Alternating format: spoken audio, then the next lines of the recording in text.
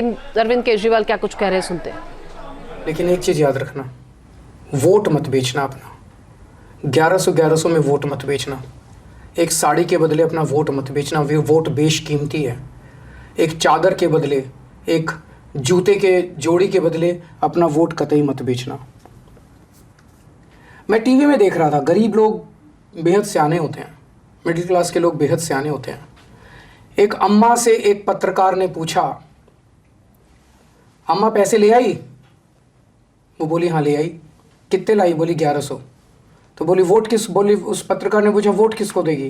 बोली केजरीवाल को। बोली पैसे तो उनसे लेके आई, वोट केजरीवाल को क्यों देगी? अम्मा ने बड़ा अच्छा जवाब दिया, बोली उसे क्या लगता है मुझे 1100 रुपये में खरीदेगा?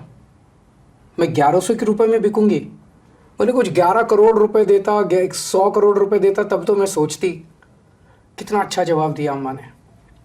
तो मेरा आपसे निवेदन है, उससे जितना उससे खो सकते हो, छीन सकते हो, उतना पैसा इन लोगों से ले लो। इन्होंने आप ही का पैसा लूट रखा है, देश को इन्होंने बेइंतहा लूटा है। इन लोगों ने अरबों खरबों रुपया इनके पास।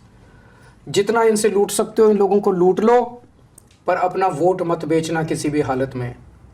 आपका वोट 1100 रुपये से ज़्यादा कीमती है, आपका वोट चादर से, एक चादर से ज़्यादा कीमती है।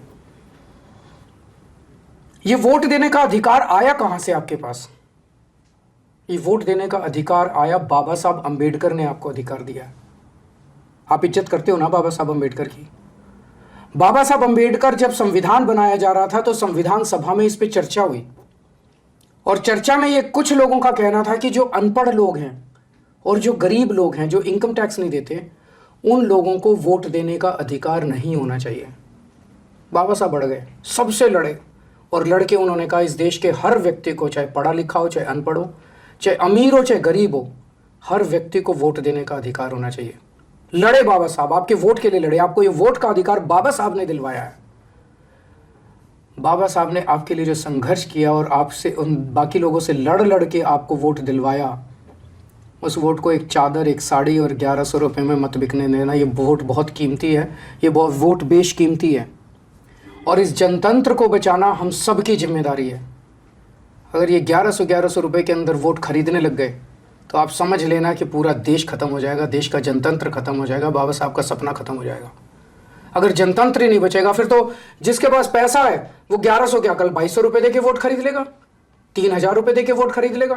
फिर तो इस देश के ऊपर बड़े बड़े सेठ साहूकारों का राज हो जाएगा। आपके बच्चों को, आपके बच्चों के भविष्य के लिए आपके कोई स्कूल नहीं बनाएगा आपके लिए। न्यूज नेशन अब व्हाट्सएप पर खबरों की ताजा अपडेट के लिए न्यूज नेशन के इस QR कोड को स्कैन करें।